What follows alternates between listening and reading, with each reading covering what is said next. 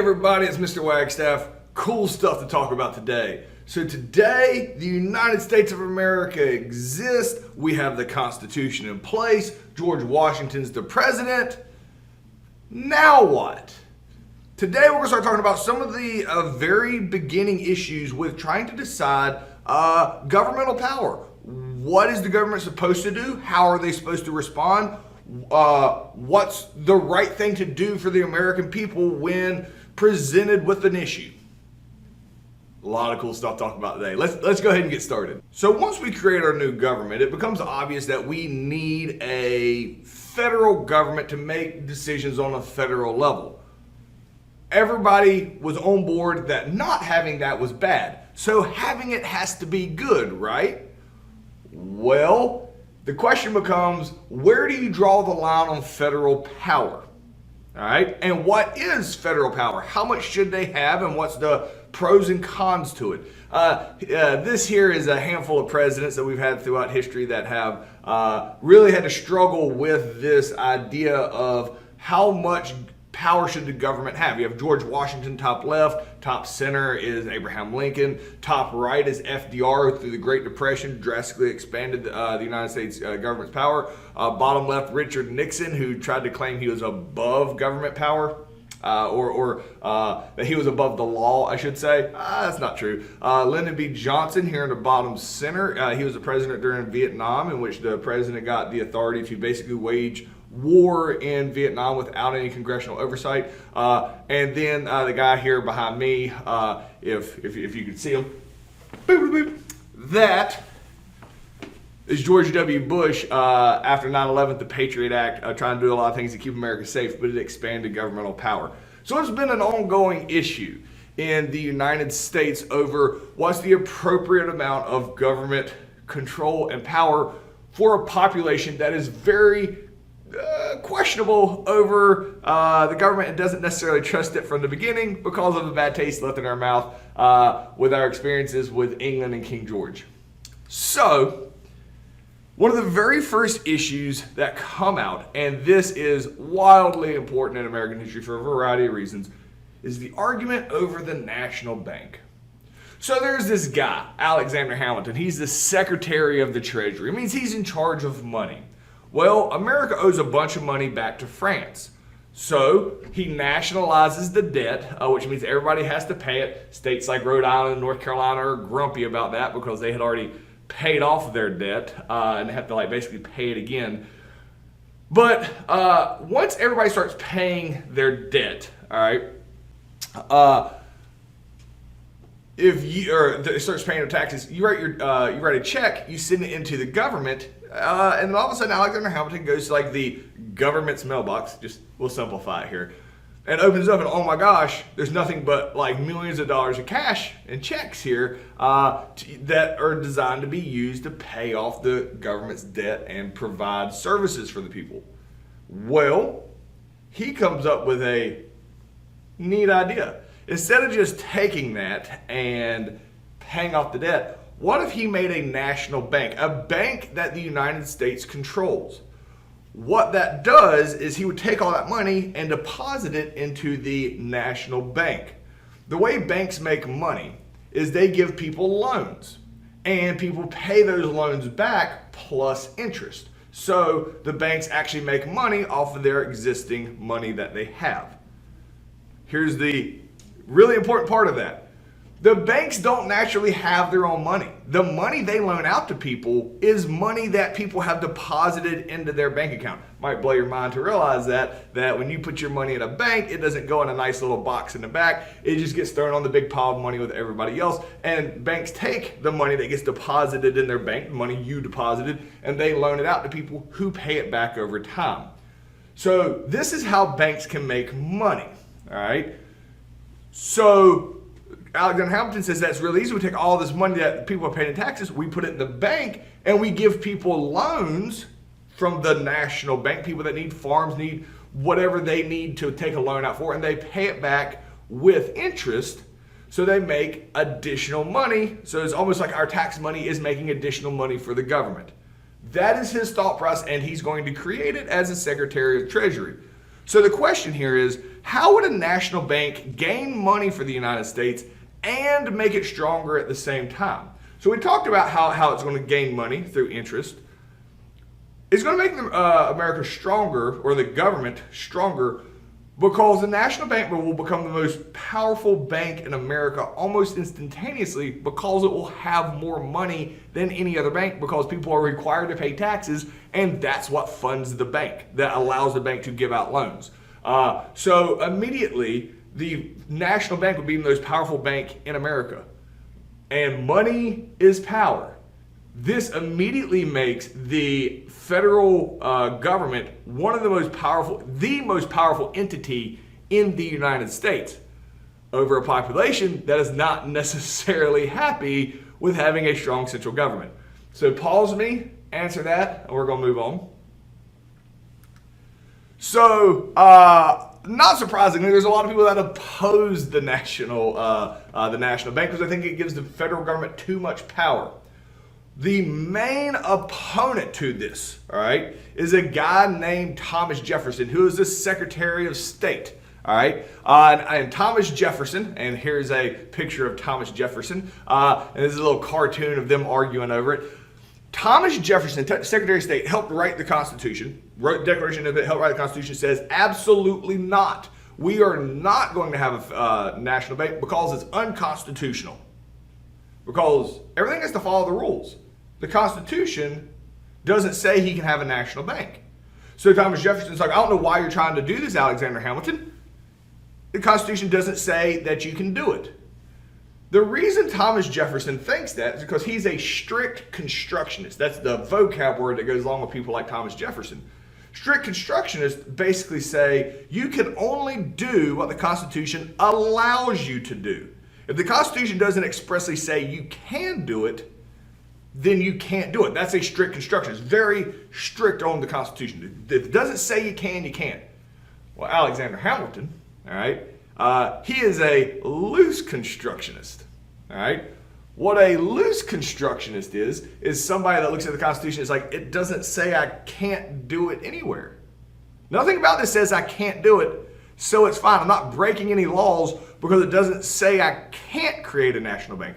Because the national bank is not mentioned anywhere in the Constitution because nobody thought this would be a thing. Alexander Hamilton says, since it doesn't say I can't do it, I can. He's a loose constructionist. To explain what that means, Thomas Jefferson here, all right, he's the type of guy that's going to ask for permission before he does something. All right, if he's at home and he's a teenager and he wants to leave and he's like, my mom might say no, Thomas Jefferson's the type of guy that'll go ask his mom, hey, can I leave the house? You know, and if she says no, he's like, well, I can't do it. So he's asking for permission. Alexander Hamilton, this is a loose constructionist. He's like, she didn't say I couldn't leave the house because he's never asked her. He's just going to leave the house anyway. And when he gets back, he'll be like, oh, was that wrong? My bad. Alexander Hamilton's an ask for forgiveness type guy. He's a loose constructionist. These guys viciously fight over this to the point where it almost comes to like literal fist fight that George Washington has to break up because they're both in his cabinet. The reason this is so wildly important in American history up to present day, all right? We don't have a national bank present day, if you're wondering about that.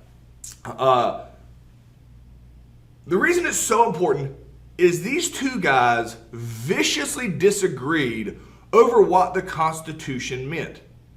These two men wrote the Constitution together. Two guys wrote the Constitution together, couldn't agree on what it meant. Perfect example of how the Constitution has to be interpreted. All right. So when you hear people today say, oh, the founding fathers meant for the Constitution to say this, they don't have any idea because nobody really knows exactly what they meant because they themselves argued immediately over what it meant. So the question here is, why is Thomas Jefferson so against Hamilton's idea to create a national bank? So pause me, answer that completely, and we're moving on. So changing gears here, even though Thomas Jefferson and Alexander Hamilton, their beef is going to last quite a while here in American history, and it's very important. So we're going to change gears here to something that seems really pointless. I'll be honest with you. We're going to talk about Jay's Treaty right here. And when I get done telling you, you're like, what? This is like the little snowball that starts rolling down the hill, and then it just, because it's built up more, so it becomes a big thing. When Jay's Treaty actually happened, it didn't get a lot of press. It didn't seem like a big deal. This is going to snowball into something catastrophic in American history. So bear with me and understand this story, because it does make a lot of sense here. It's randomly like a Tuesday somewhere back in 1795, and France and England go to war. Why? I don't know. Somebody stuffing somebody's sneakers, somebody talking junk about somebody's mom. France and England go to war. They go to war all the time. All right.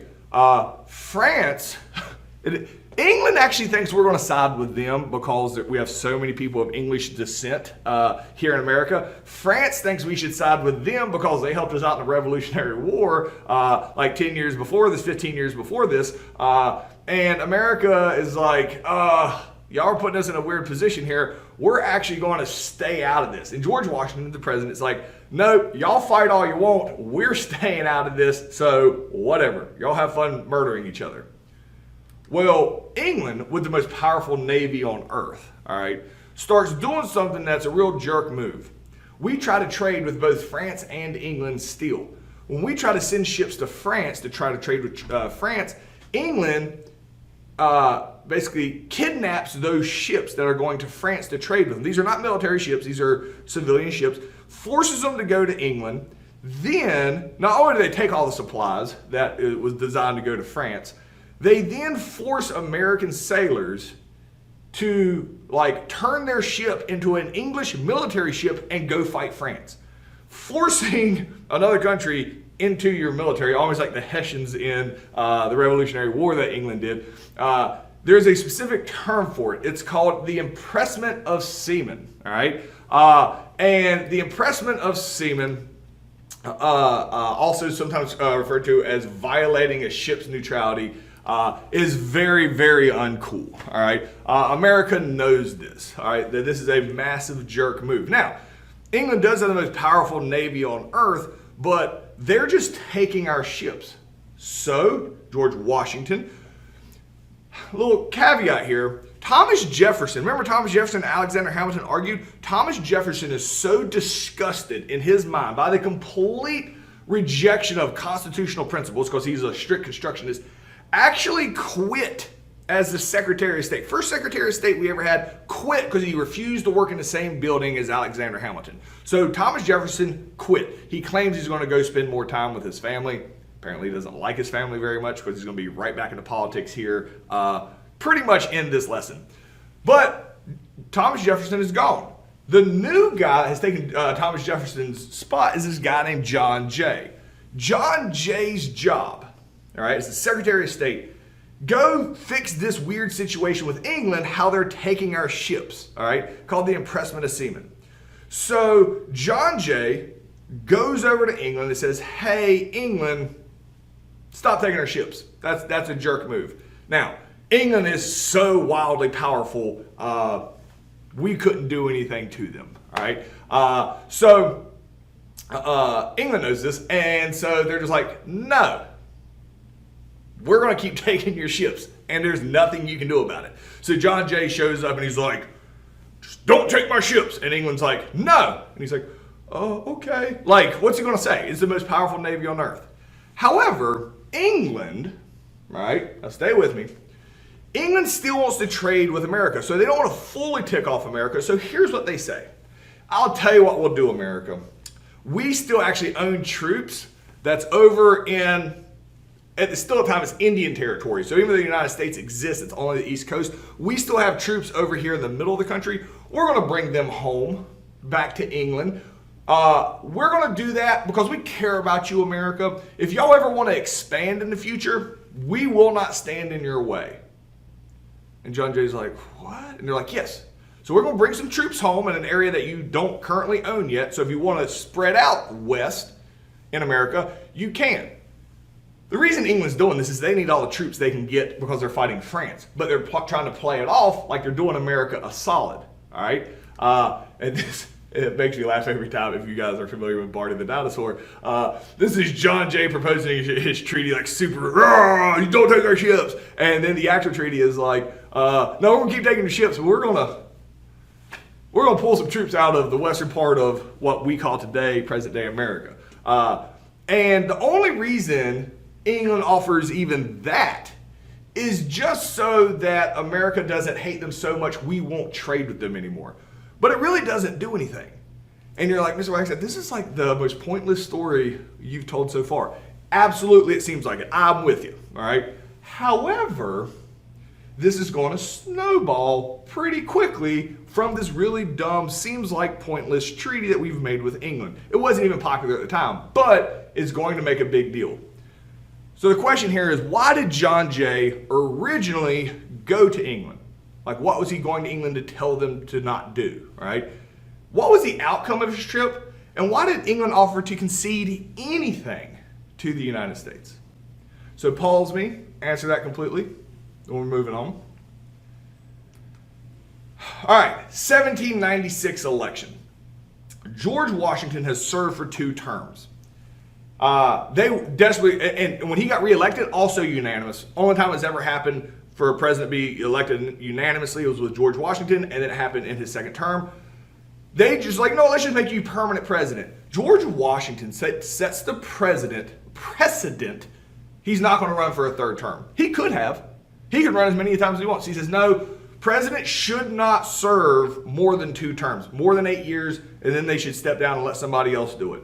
This, for hundreds of years after this, is everybody follows this rule, not because it's a law, just because that's what George Washington did. So we'll see all the way up until World War II that no president tries to run for a 3rd term. All right. So when he steps down in 1796, he thinks somebody else should be the president. So his vice president is a guy named John Adams, who's a lawyer guy, not super likable, very smart. All right. And then Thomas Jefferson comes back. Thomas Jefferson comes back because he doesn't like this big, powerful government. He wants small government. He thinks George Washington, John Adams, Alexander Hamilton, these guys are currently in charge. The guys he was friends with who are Federalists, all right, he thinks they're trying to make the federal government too strong. He calls himself, all right, a Jeffersonian Republican. Sometimes they're called Democratic Republicans. Actually, at the time, they just called themselves Republicans, but they're completely different from the Republicans we have today. So we try to make things more confusing in history to not confuse you. Anyway, so in 1796, John Adams runs against Thomas Jefferson. Thomas Jefferson doesn't stand a chance because you know who everybody asked for their opinion on who they should vote for? George Washington. And he supports John Adams. So John Adams wins convincingly. Thomas Jefferson loses.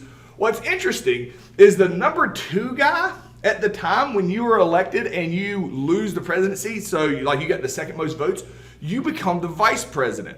Because that would seem normal when you're making the Constitution. Whoever gets the most votes is the president. Whoever gets the second most votes becomes vice president. However, Jefferson would have to share an office at the time with Alexander Hamilton, who he hates viciously because they started arguing over the National Bank. He quits being the vice president. Technically, he doesn't quit. He just never shows up for his job. So Thomas Jefferson is technically the vice president at the time under John Adams, but never shows up to work. When George Washington leaves, he gives a very famous speech. This is how the vote turned out at the time of 1796. Washington's farewell address, very famous in history, all right? He warns America against 2 things, all right? He says, hey, I'm done. I'm just going to let y'all know moving forward. Here's 2 things we've got to be careful of. Number 1, political parties are bad, all right? Because he already saw the drama coming out between Thomas Jefferson and the rest of the Federalists. And you can see here, it was the first 2 elections were unanimous. Look how close this was. But since George Washington supported John Adams. John Adams was really, this looks a lot closer than it really was. John Adams was never in any actual fear of losing this election.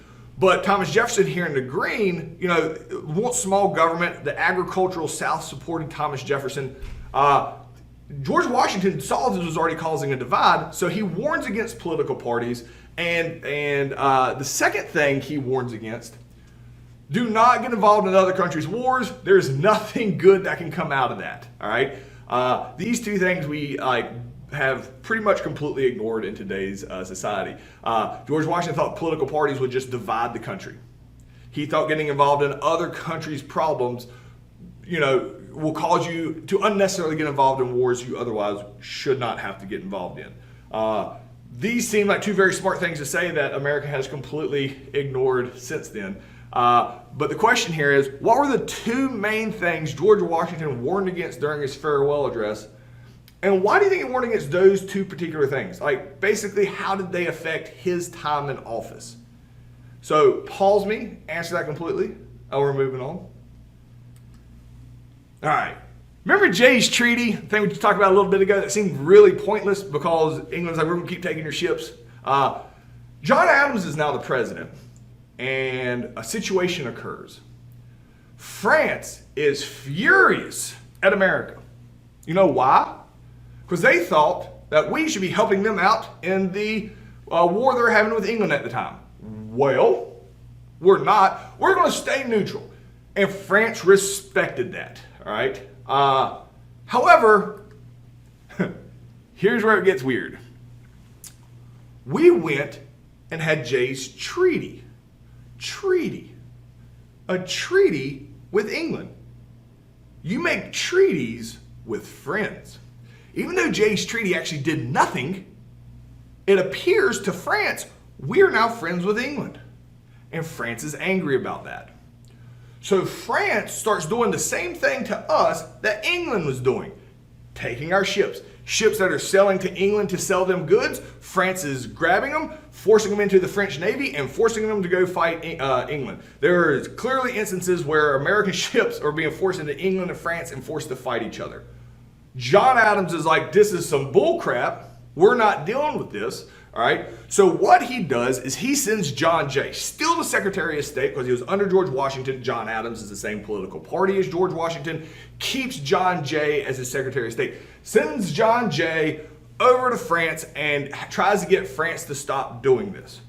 The leader of France at the time is a man named Napoleon. All right. And so when John Jay and his entourage show up at France and they get off their boat in the dock, they've been selling for a month to get across the Atlantic Ocean. They get off the ship on the pier to go see Napoleon. Three guys that represent Napoleon come up to John Jay and says, okay, what are y'all here to do? And they're like, we're going to see Napoleon, they're taking our ships and all this other stuff. And these three guys say, okay, sure, but you have to give us $1 million in tribute. Basically, you have to pay $1 million just to meet with Napoleon.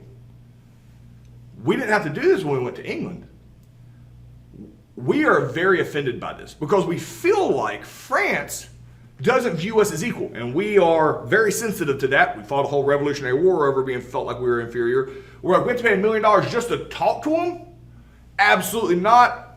Figurative middle fingers to everybody. John Jay and the American delegation get back on the boat and come back to America, never having talked to Napoleon. We were so angry on that dock, we didn't think to ask those three guys' names. So that told us we had to pay $1 million in tribute. So we just refer to them as X, Y, and Z. When they get back home and they tell everybody that we were expected to pay $1 million just to talk to another head of state, America feels wildly disrespected. Now, this is actually really common to do in Europe. European countries pay tribute. America, we just didn't want to play that game. So I don't think France really meant for it to be disrespectful. They're just at war trying to milk money wherever they can get it at. But the XYZ affair infuriates the Americans, and we are furious that we've been disrespected by France. So the question here is, what was the XYZ affair, and why did it make Americans so angry? Pause me, answer that completely, and we're moving on. So everybody now in America, after the XYZ affair, all right, because Jay's Treaty got France angry, they started taking our ships, we went trying to talk to France, they stop us, XYZ affair, they want us to pay money. We have this motto, we'll spend millions of dollars to defend our country, basically millions of dollars for war, but we will not spend 1 cent for tribute. America now, because remember, we think we're the most powerful country on earth because we beat England, in the Revolutionary War, even though they sent just a tiny bit of their army over here. America now wants to declare war on France, a country we owe a bunch of money to after the Revolutionary War. But we're not using logic here. People want to declare war on France and go fight France over this disrespect. John Adams is not a dumb guy, realizes A, no, we're not going to do that. Number two, if we did it, France would beat the bejesus out of us. So Adams laughs this off and is like, no, we're not going to go fight France. So when Adams says we won't fight France, the American people turn on John Adams and they start talking trash about him in the newspapers. They call him a coward, they call him a weak leader and all this other stuff. John Adams' feelings get really, really hurt, all right? And John Adams, because people were making fun of him for not fighting France, passes a set of laws called the Alien and Sedition Acts. This says you're not allowed to talk trash about the president or you're going to jail. Ruh-roh, that clearly violates the First Amendment, was freedom of the speech. You can't say I can't talk trash about the government. John Adams like, yes, I can. And everybody just looks around like, what? What? He can't do that. John Adams like, who's going to stop me? See, if this happened today and the president passed a law saying guns are illegal, they can't do that because it would get thrown out by the Supreme Court. Because the Supreme Court has the authority to throw out a law. At this point in the 1700s, the courts do not have that authority yet. This is basically why they realize there needs to be somebody to, check over these laws to see if they violate the Constitution, because the Alien and Sedition Acts clearly do. So the question here is, why does John Adams create the Alien and Sedition Acts? And why do a lot of people think this law is illegal? So pause me, answer that completely. And again, the best part about the Alien and Sedition Act, he makes them because his feelings get hurt because they call him a coward. All right? And it clearly violates the First Amendment. Anyway, pause me, answer that completely, and we'll move on. All right. So nobody really knows how to deal with this. This is a really cool story. You know who knows this is bullcrap? The Vice President of the United States. You remember who that is? That's Thomas Jefferson. Now, Thomas Jefferson apparently can't just come out and call bullcrap on this because he's like part of the government, technically. So what Thomas Jefferson does is he goes to two different states, Virginia and Kentucky, all right? And he goes to these two because that's where he lives at. And he says, hey, and he writes down this thing basically saying his theory is that if two states call bullcrap on a federal law, it can overturn the federal law. We're just making stuff up at this point, like in the government. So Thomas Jefferson secretly writes this, hands it to Virginia and Kentucky. He's like, y'all sign your names on that. And that's exactly what Virginia and Kentucky do. Virginia and Kentucky signed this thing, clearly written by Thomas Jefferson, who is anti-Alexander Hamilton, John Adams, these guys that are in office, even though technically Thomas Jefferson is the vice president at the time, who's never shown up for his job. So Thomas Jefferson writes these things called the Virginia and Kentucky resolutions, claiming the states have the right to overthrow a federal law if two or more states decide this.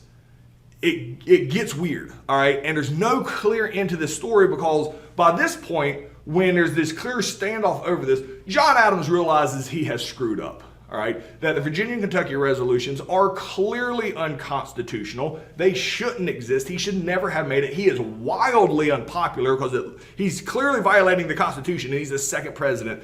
So he kind of ignores the Virginia and Kentucky resolutions. He also never really enforces the Alien and Sedition Acts. And basically everybody just gets real quiet and to see how this plays out. Doesn't have a great ending to that story because they basically it just kind of dies off, but then they will change the Supreme Court to be able to be the one in the future to call bullcrap. So if it ever happens again, it'll be this won't happen and the states will have to jump in. The Supreme Court will get the final say so. But the question here is, the Virginia and Kentucky resolutions overturned the Alien and Sedition Acts during John Adams' presidency. If those same Alien and Sedition Acts are passed today, who would overturn them and why is it different today than what happened in the 1790s? Today it's going to be the Supreme Court. It's a court case called Marbury v. Madison. Hopefully you remember that from civics. But Marbury v. Madison gives the Supreme Court the power to overturn laws. And because of this situation with the Virginia and Kentucky Resolution, Alien Sedition Acts, all of that, that is why the Supreme Court realized they had to give themselves the power to be the referee when it comes to these laws so that presidents can't do this again. All right, that's what I got for you guys today. See you guys tomorrow.